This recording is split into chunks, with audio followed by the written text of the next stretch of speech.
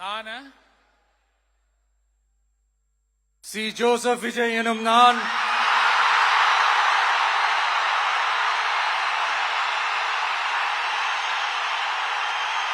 சட்டப்படி அமைக்கப்பெற்ற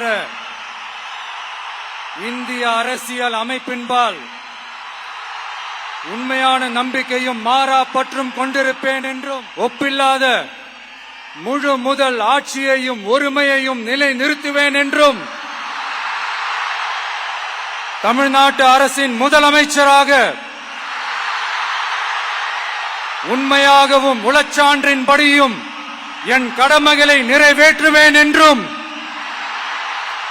அரசியல் அமைப்பிற்கும் சட்டத்திற்கும் இணங்க அச்சமும் ஒருதலை சார்பும் இன்றி விருப்பு வெறுப்பை விலக்கி பலதரப்பட்ட மக்கள் அனைவருக்கும் நேர்மையானதை செய்வேன் என்றும் ஆண்டவன் மீது ஆணையிட்டு உறுதிமொழிகிறேன்.